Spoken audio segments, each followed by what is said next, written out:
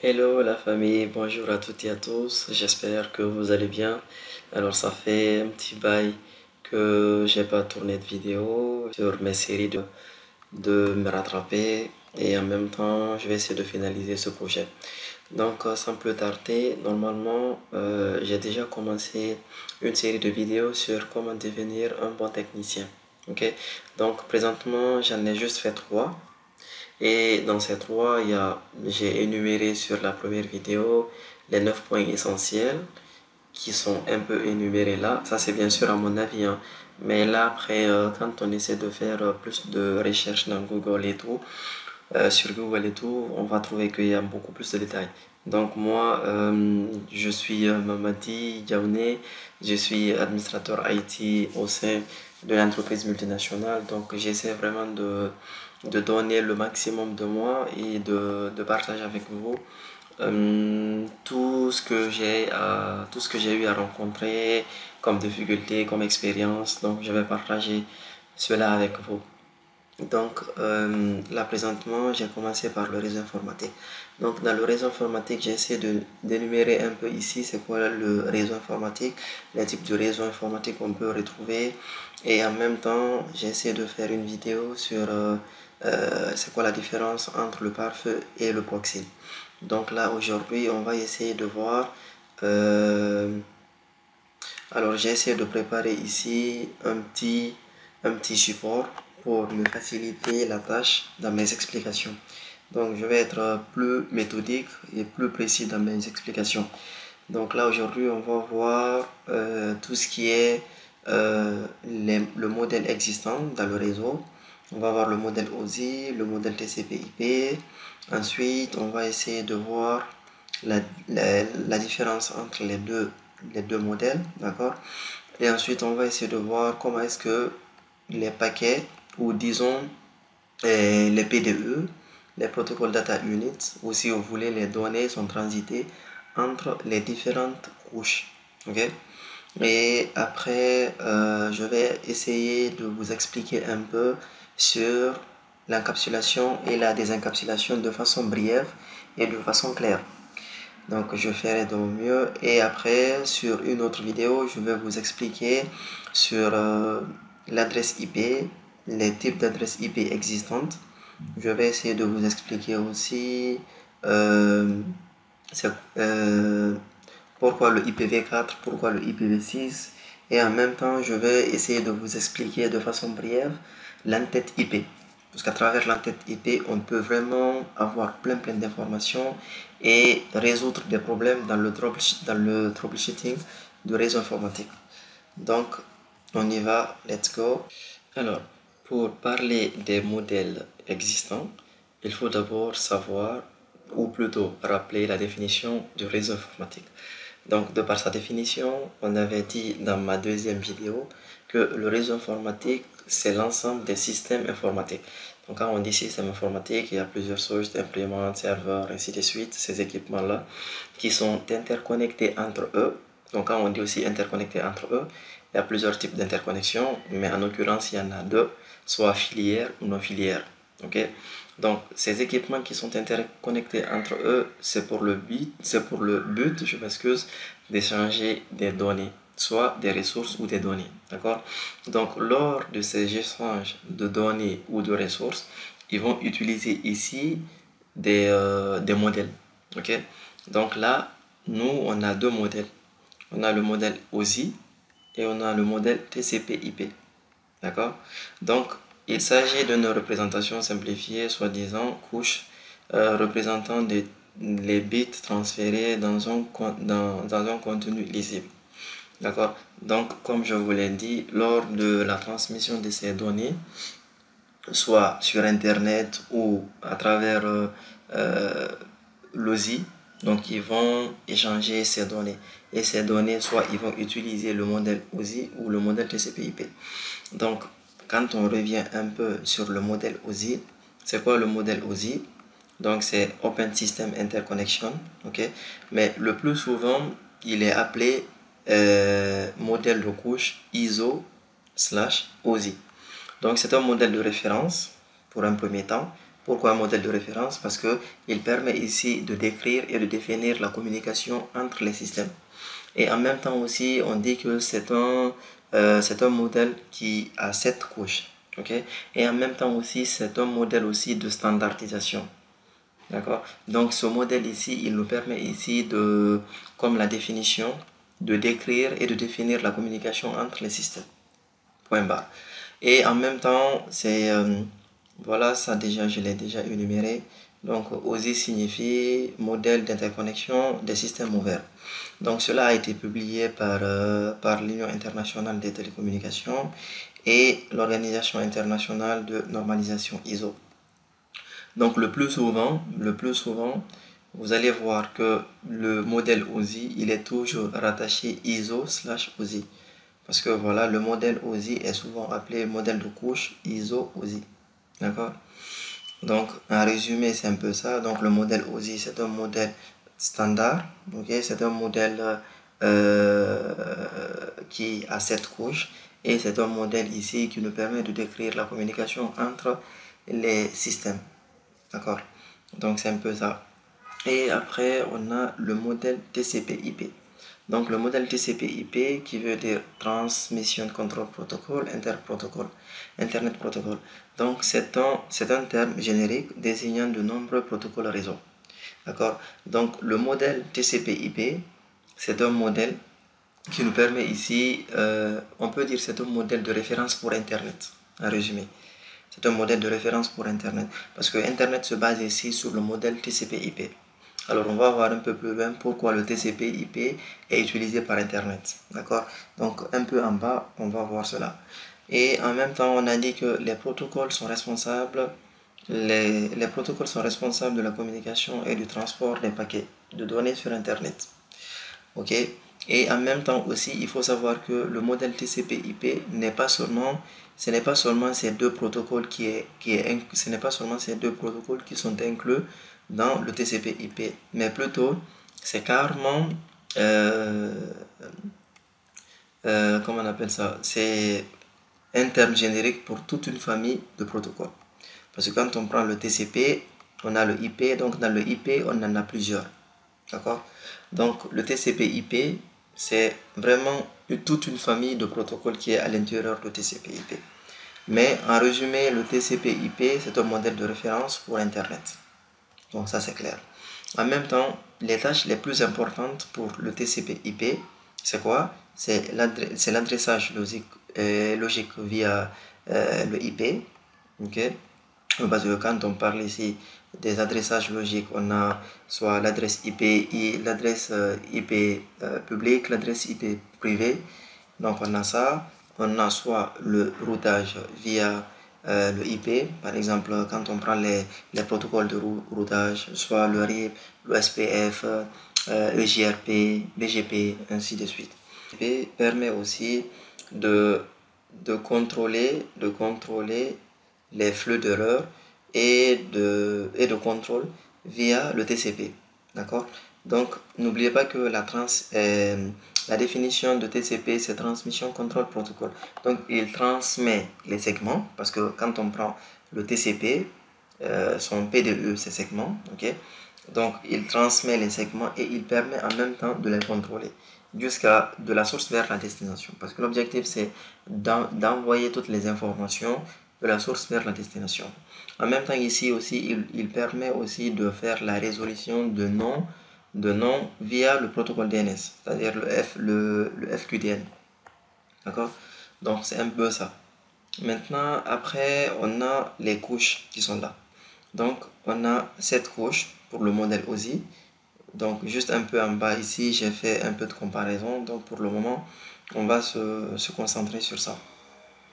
Donc, on en a 7 couches. De la couche la plus basse vers la couche la plus haute. Donc, la couche la plus basse, c'est physique. Ensuite, on remonte. Physique, liaison des données, réseau, transport, session, présentation, application. D'accord? Donc, la première couche qu'on appelle la couche physique. Donc, la couche physique nous permet ici la transmission des données par signaux électriques, optiques ou ondes électromagnétiques, filières ou non filières. D'accord? Donc, un résumé de ça, c'est que c'est la couche physique ici qui est responsable de la transmission des données, mais en des bits. Et ces transmissions en des bits, c'est soit ils peuvent être filières ou non filières. Quand on prend ici filière, c'est tout ce qui est RJ45, fibre optique, ainsi de suite, ou coaxial. Et quand on prend sans fil, on a les faisceaux hertziens, les ondes électromagnétiques, les signaux électriques, ainsi de suite. Donc voilà, le PDE, qui est Protocol Data Unit de la couche physique, c'est le bit. D'accord? Ce qui est le bit. Donc on a ici l'application ou le matériel, c'est la carte réseau. Ensuite, on a liaison des données. Donc liaison des données, c'est la transmission fiable et sans erreur sur le support. Donc là, n'oubliez pas que chaque couche est responsable. C'est-à-dire, une fois que la couche physique fait son travail, il remonte l'information à la couche la plus haute, c'est-à-dire N plus 1.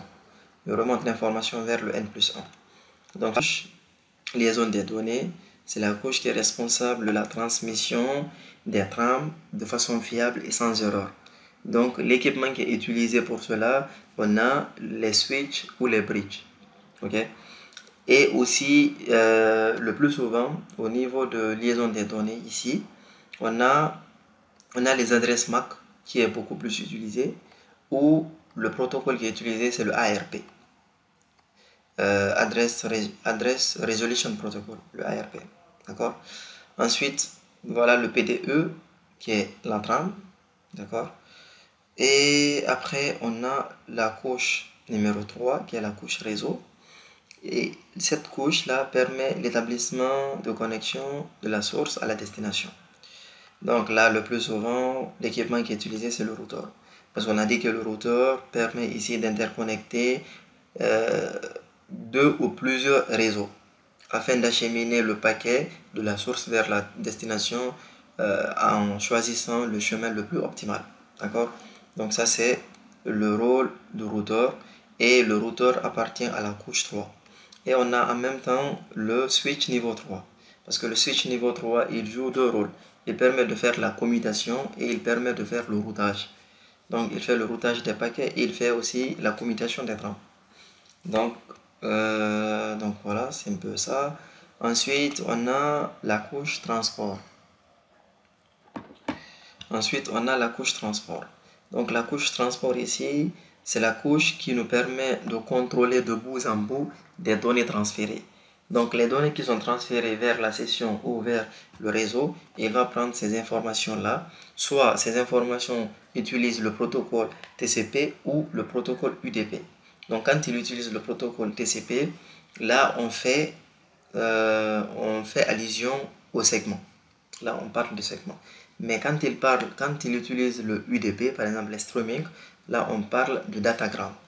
Donc le datagramme qui est là. Ok. Donc il permet la transmission.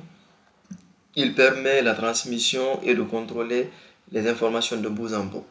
Donc là, il va envoyer aussi les informations de façon fiable s'il utilise le TCP, et il va envoyer les informations, plutôt le datagramme de la source vers la destination.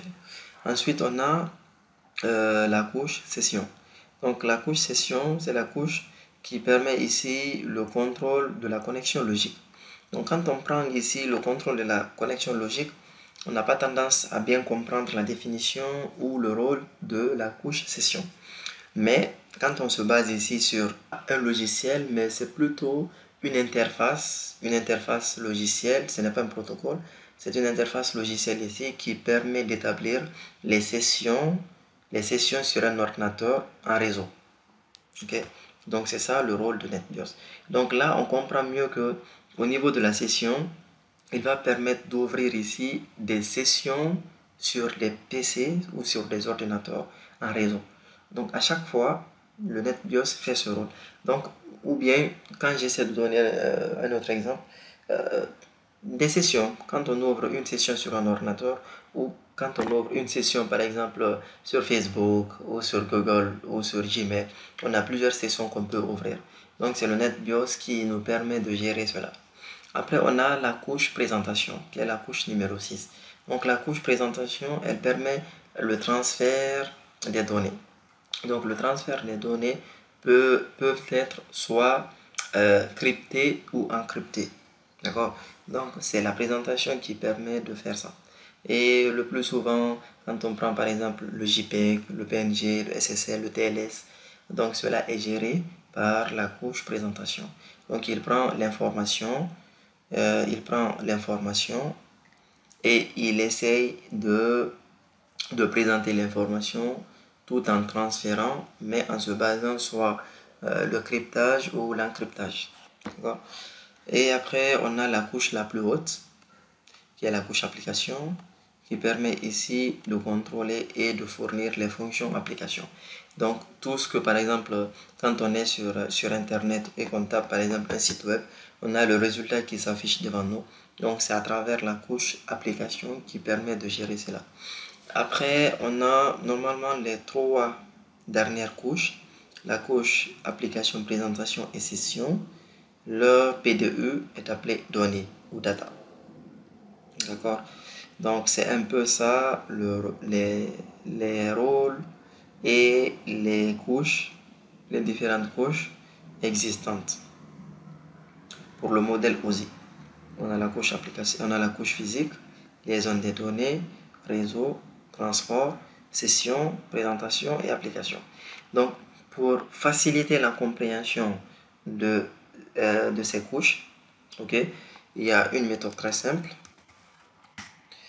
Par exemple, quand on dit pour le réseau, tout se passe automatiquement. Alors, regardez, P, je vais mettre une première lettre en majuscule, vous allez comprendre pourquoi. T, comme ça, passe automatiquement. Alors, pour le réseau, tout se passe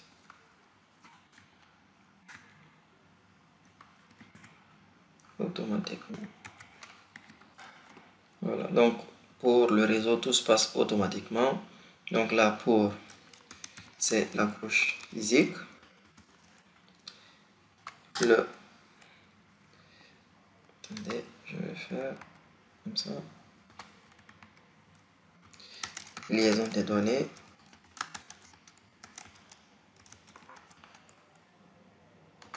Réseau, c'est réseau. T, tout, le transport.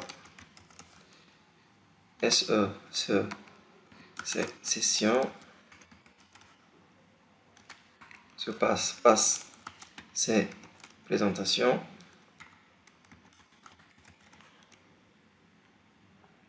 Automatiquement.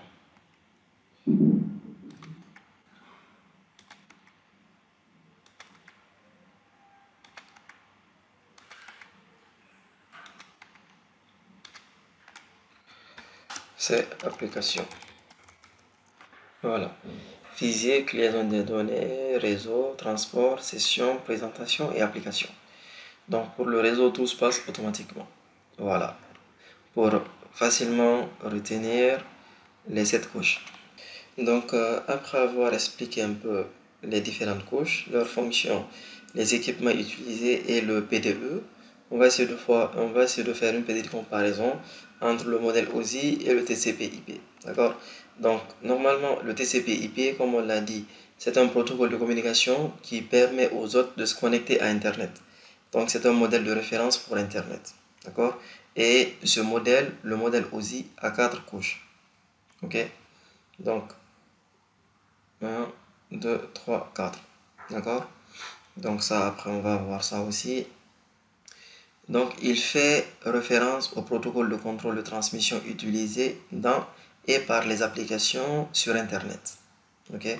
Contrairement à OSI, donc le modèle OSI est un allègement des règles à suivre. Donc, les conditions à respecter, les consignes générales. Donc, le modèle OSI, c'est un modèle, comme on l'a dit, un modèle standard, un modèle de référence un modèle, c'est-à-dire de conception qui permet de décrire et de concevoir les applications. D'accord? Donc, c'est un peu ça la différence entre les deux. Et le modèle OSI, c'est une partie pour avoir le modèle TCP/IP. D'accord? Mais seulement que le modèle TCP/IP, c'est vraiment un modèle complet. Pourquoi TCP? Pourquoi il est complet et qu'il est utilisé par Internet? Quand on prend ici, je sais pas, un peu par là.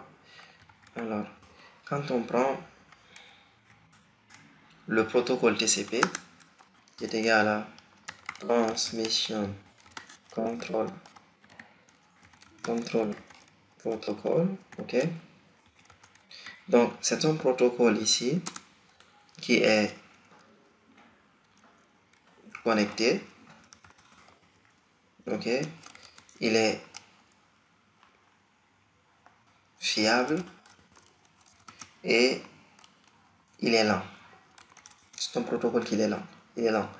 Maintenant, quand on prend le IP, Internet Protocol, c'est un protocole non connecté. Ok. Il est non fiable, mais il est rapide. D'accord? Donc là, imaginez que la combinaison des deux, le TCP et le IP. Donc le TCP, il est connecté. Il vient pour compenser le non connecté qui est là. Donc connecté, non connecté, il donne le connecté. D'accord? Quand on fait essayer de faire quelques logiques. Après, il est non fiable. Mais par contre, le IP est non fiable. Le TCP, il est fiable. Mais le TCP, il est très lent. Pourquoi il est très lent? Parce que il va essayer de contrôler le segment. Il contrôle le segment par segment, jusqu'à ce que l'information arrive à destination. Donc, raison pour laquelle il est lent. Mais par contre, le IP, il est rapide. Le IP, il est rapide. Donc, quand la combinaison des deux, le TCP et le IP, il combine entre les deux, automatiquement, il donne un modèle très fort et très puissant. Donc, raison pour laquelle Internet est basé sur ce modèle-là, TCP/IP. Donc, c'est un peu ça. Et en même temps, on va essayer d'expliquer un peu, voilà, la comparaison entre le modèle OSI et le modèle TCP/IP. Donc, le modèle OSI a 7 couches. Voilà, physique, liaison des données, réseau, transport, session, présentation et application. Par contre, excusez.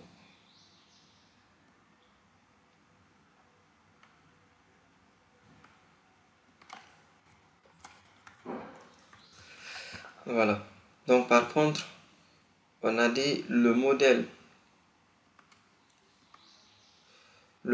OSI a 7 couches qui sont là. Ok. Et le modèle TCP/IP a 4 couches qui sont là. Donc on a la couche application, on a la couche transport, on a la couche internet et on a la couche liaison. Donc les deux premières couches de la couche physique, les deux premières couches du modèle OSI forment une couche pour le modèle TCP/IP. Ensuite, cette couche-là, réseau, est là, Internet. Couche transport n'a pas changé, transport. Donc les deux forment ça. Et les trois, ils sont là, forment application pour le modèle TCP/IP. Et ensuite, le PDE pour la couche application et appli data. Le PDE pour le transport, c'est soit segment quand on parle de TCP, datagram quand on parle de UDP. Ensuite, on a Internet qui est le paquet. On a liaison des données liaison des données qui est appelée trame et la couche physique qui est appelée bit. Donc voilà. Donc c'est un peu ça la comparaison entre le modèle OSI et le modèle TCP/IP.